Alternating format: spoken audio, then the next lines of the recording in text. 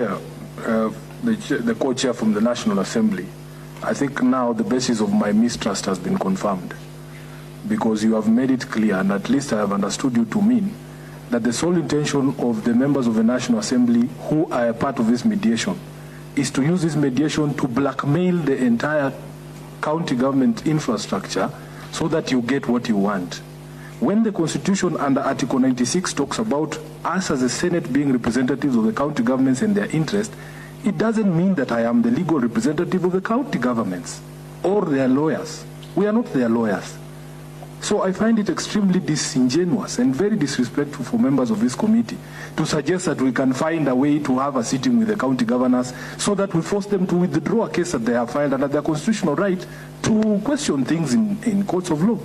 So if indeed the entire reason for this mediation is so that the National Assembly can blackmail all of us so that they get what they want, then there is no reason for us to sit here.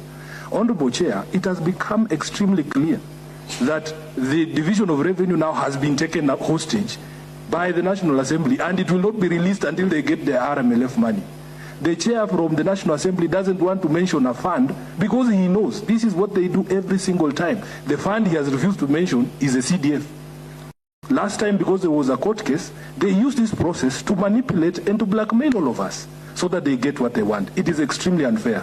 And because Honorable Undo has taken time to read to me my roles, I also want to remind him that under Article 95(2), the National Assembly is required to resolve issues of concern to the people, not issues of concern to members of the National Assembly.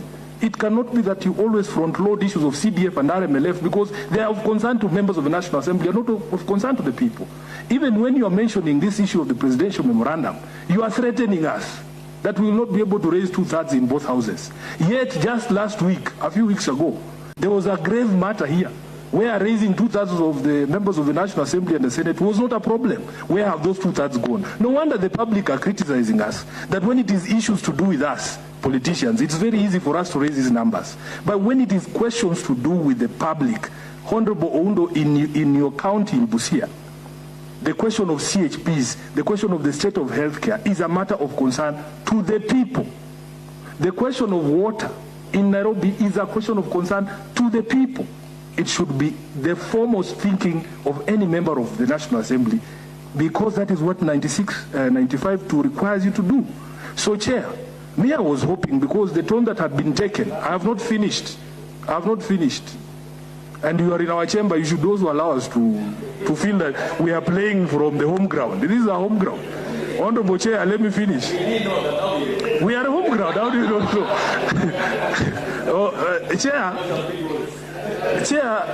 Chair, now I've even lost my train of thought. I had not finished, you know.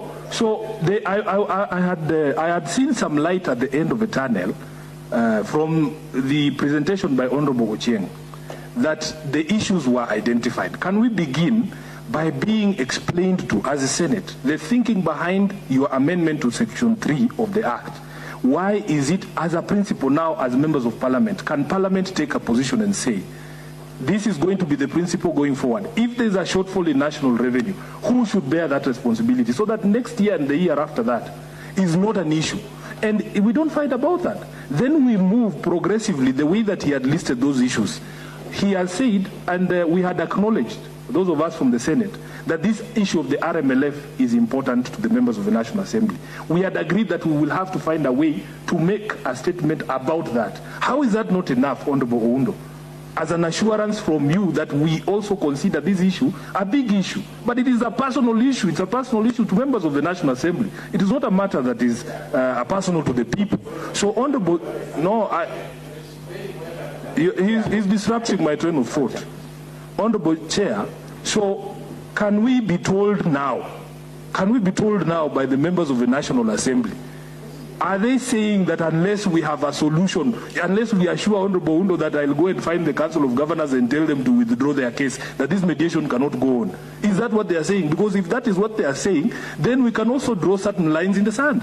We will not be used to blackmail other institutions that we have no control over. Honorable Undo.